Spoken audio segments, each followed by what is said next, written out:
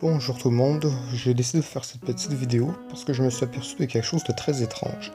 Je vous explique la situation. Remettons les choses dans leur contexte. J'étais en train de parler avec une amie sur Messenger quand on parlait du fait que Sans est maintenant un costume dans Smash. Et putain que j'ai détesté cette nouvelle. Bon, déjà je trouve qu'un perso n'a rien à foutre dans Smash, même si c'est juste un costume. C'est comme voir Bowser et Donkey Kong dans Skylanders. Tu vois qu'il y a un truc qui cloche, quoi. Et en plus, ils ont pris le personnage le moins méritant pour intégrer Smash. Bordel de merde. Et puis vous savez quoi aussi, qu'est-ce qui me dérange? C'est même pas un personnage principal, bordel de merde. Puis ici, c'était vraiment pour faire plaisir aux fans d'Undertale. Et c'est pour faire un costume pour leur faire plaisir. Vous auriez pu prendre le pull rayé, bordel de cul. Vous allez quand même pas essayer de me faire croire que c'était si difficile que ça de modéliser un putain de pull rayé comme sur le fresque bleu et violet. Sérieux. Bon, si un truc positif à retirer de tout ça, c'est qu'au moins on a la confirmation que ça ne sera pas un personnage jouable dans Smash Ultimate. Et ça c'est bien. Ceci étant dit, je crois qu'on peut s'attaquer au vif du sujet. Donc, vous avez vu le titre de la vidéo, et vous allez voir qu'on va parler d'un truc un peu polémique s'il en est. Donc, comme je disais tout à l'heure, on parlait de ça, moi et mon ami sur Messenger, puis on s'est mis à parler de la fanbase démesurée du petit enculé de squelette. Et le truc, c'est qu'on a aussi parlé du fait que c'est une fanbase, ça engendre des déviances, comme les fangirls qui veulent coucher avec lui, ou encore des fanfics pédophiles à son sujet avec Frisk. Et combien les mots me manquent pour décrire à quel point je suis dégoûté par ces merdes. Sérieusement, est-ce qu'ils ont joué au jeu? Parce qu'ils le disent que Frisk est un enfant bordel de merde, mais ils font quand les fanfics pédophiles à leur sujet. Donc, vous savez déjà que la fandom d'Undertale est vraiment cancéreuse, avec les ships pédophiles, ou les autres ships sont tous dégueulasses selon moi, et aussi les fangirls, bref, vous voyez l'environnement, vous savez que c'est assez cancer. Et j'imagine que beaucoup d'entre vous doivent penser comme moi que c'est vraiment dommage quand il y a des fans vraiment toxiques qui détruisent un manga, un jeu vidéo, un animé, peu importe, en mettant plein de trucs cringe, les plus cringe les uns que les autres, et détruisent totalement la fandom. Mais le jeu d'origine, le matériau de base, qu'en est-il quant à lui? Est-ce qu'il y a des trucs cachés, des trucs un peu obscurs? C'est que nous allons... Déjà, un truc qu'il faut savoir, c'est que beaucoup de personnes aiment le jeu parce qu'il est vraiment très progressiste et vraiment pro-LGBT en montrant beaucoup de personnages qui sont par exemple gays, lesbiennes et même trans avec Mettaton notamment. Donc on a par exemple Undying Elfis, le couple lesbienne. On a aussi les guerres de gays de Hotland. Il y a aussi le marchand de crème glacée dont j'ai oublié le nom.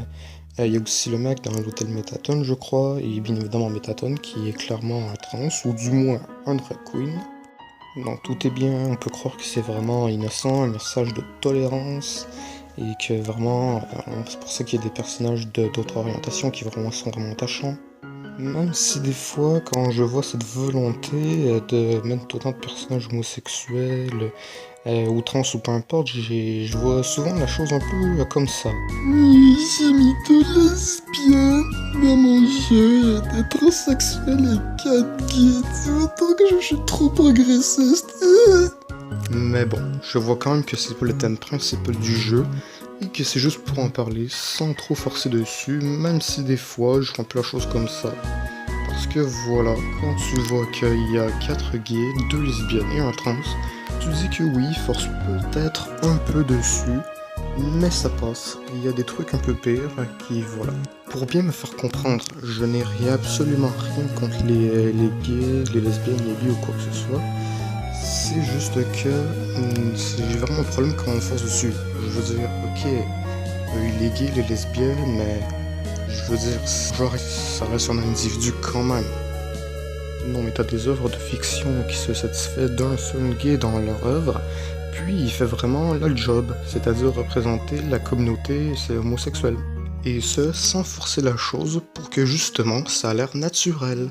Pour pas que ça n'ait l'air spécial et que vraiment, il est comme ça, et puis il est comme tous les autres. C'est juste qu'il est gay, et c'est tout. Mais bon, encore une fois, je digresse. Donc, j'ai parlé de chez pédophile, sauf que je me suis rendu compte que dans le jeu, il y a une mécanique qui s'appelle le flirt. Un bouton dans les interactions qui consiste à flirter avec le monstre pour sympathiser avec lui. Et c'est assez bizarre. Et pourquoi c'est bizarre? Eh bien c'est parce que tu dragues des adultes. Et on est un enfant, sauf que là où toute personne normale aurait fait comprendre à l'enfant que les grandes personnes sortent avec les grandes personnes, eh bien non. Il se laisse flirter par l'enfant. Et ça fonctionne en plus, c'est ça le problème. Juste pourquoi il y a cette mécanique. Et bizarrement, personne ne semble avoir remarqué ce détail. Et pourquoi, je veux dire, là, il me semble qu'il y a quelque chose qui cloche, non? Donc, comme je l'ai dit, c'est assez bizarre que dans les interactions, on puisse faire ça justement. Et ça fonctionne avec plein de monstres. Même certains boss monsters. Bon, en fait, il n'y en a qu'un seul, mais déjà, c'est assez chelou. Puis aussi, quand on y pense, quelqu'un qui drague tout le monde juste pour arriver à ses fins. On appelle ça une pute, non? Vous voyez que le jeu est tout de suite beaucoup moins mignon vu sous cet angle. Donc on a une chouin d'à peu près 8 ans, sexe indéterminé, qui drague des adultes pour arriver à ses fins. Et ces mêmes adultes sont des pédophiles. Non mais en mettant dans le monde réel, quand un enfant drague un adulte, l'adulte lui fait comprendre que les grandes personnes sortent avec les grandes personnes. C'est pas si dur de faire comprendre ça à un enfant, bordel de merde. Donc, selon moi, oui, le jeu cache certaines tendances pédophiles quand on s'y attarde dessus. Et pour moi, le suspect numéro 1 n'est autre que Papyrus. Donc déjà, il y a le fait qu'on peut le draguer en plein combat et qu'il semble être très réceptif à ses charmes.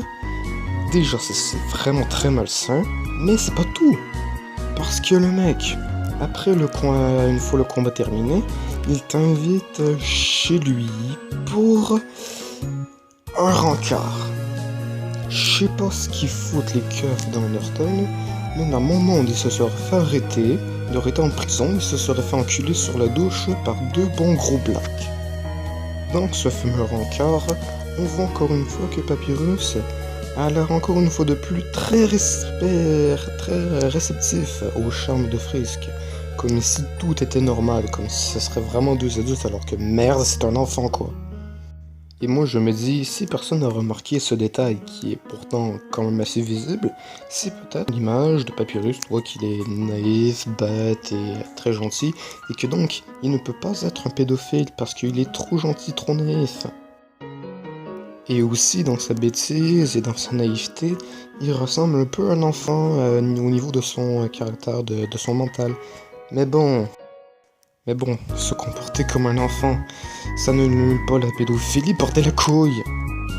Bon, après si on veut essayer de rationaliser les choses, on peut se dire que Papyrus il est tellement bête que puisqu'il ne sait pas à quoi ressemble un humain, et qu'on est le premier qui l'a vu, on peut tout simplement se dire que, puisque Frisk est le premier humain qui vaut de sa vie, et on peut tout simplement se dire qu'il est tellement bête qu'il croit que Frisk est un adulte parce qu'il ne sait pas à quoi est supposé ressembler un humain adulte.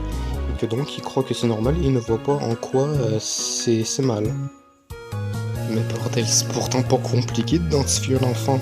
Je veux dire, il y a des enfants monstres. On le voit dans le jeu Monster Kid. Je veux dire, on voit qu'il est plus petit que les autres, comme les enfants humains. Et donc, s'il voit qu'il est petit, il se pose pas la question, c'est un enfant. En plus, voilà. Puis bordel, justement, Monster Kid, il dit lui-même qu'avoir un pull rayé dans l'underground, ça signifie être un enfant. C'est pas compliqué, je veux dire, c'est supposé être sa propre culture, la culture des monstres. Bon, maintenant passons au suspect numéro 2, j'ai nommé Alphys. Parce qu'il y a un moment dans la route pacifiste où Undyne te demande d'aller porter une lettre à Alphys, une lettre d'amour, et donc, quand tu lui remets, elle pense qu'elle est de Frisk. Et donc, voilà. Et encore une fois, comme je l'avais expliqué tout à l'heure, au lieu de faire comprendre à un enfant que les grandes personnes sortent avec les grandes personnes, elle accepte d'aller encore avec toi. What the fuck? Bon, certaines personnes peuvent me répondre que c'est juste pour qu'elle se pratique pour quand elle voudra déclarer sa flamme à Undyne. Mais quand même, il y a juste un petit problème qui me dérange. Si vous voyez, c'est très simple, et en plus ça se voit. c'est qu'il n'aurait pas dû accepter à la base. Comme j'expliquais, les personnes sortent avec les grandes personnes. Donc elle aurait dû refuser leur encart. Ce que tout adulte responsable aurait fait. Donc selon moi, c'est comme un détail assez suspect. Pour conclure cette vidéo, j'aimerais qu'on réfléchisse un peu. Pourquoi est-ce que la mécanique de flirt existe de base? C'est quoi? Parce que c'est supposé être drôle, c'est supposé être mignon. Pourquoi est-ce que le créateur a fait ça? Si c'était supposé être drôle, la pédophilie ça n'a rien de marrant. Et puis si c'était pour être mignon, voilà comment je vois les gens qui trouvent ça mignon. Oh, le mignon petit pédophile. C'est vraiment trop chou. Hein? C'est vraiment trop chou. Donc voilà, c'est tout. Donc je voulais juste vous faire méditer et réfléchir sur cette simple question. Est-ce que Undertale fait l'apologie de la pédophilie? Eh bien, quand on voit les détails que j'ai énumérés, il y a de quoi à le penser sérieusement. Déjà, le fait que l'on peut voir un rencard avec Papyrus et Elphys, c'est quand même assez bizarre. Sachant qu'ils auraient tous les deux bonnes raisons de refuser. Puis en plus, la mécanique de gameplay avec le flirt, où on peut flirter presque tous les monstres. Ça aussi, c'est quand même assez louche, sachant que, comme je l'ai fait remarquer, ils ont l'air quand même assez réceptifs au charme d'un enfant, c'est pas son sexe, on s'en fout. Et je me dis aussi, le créateur est là-dedans, simple inconscient, ou est-ce un pédophile en secret? Bon, par contre, je vais m'arrêter là et ne pas commencer à suspecter une certaine pédophilie chez le créateur, parce que je ne veux absolument pas faire de fausses accusations sur qui que ce soit. Donc, comme je vous ai posé la question, est-ce que Undertale fait l'apologie de la pédophilie? Eh bien, c'est à vous de voir. Je vous ai donné mes indices et suspicions, à vous.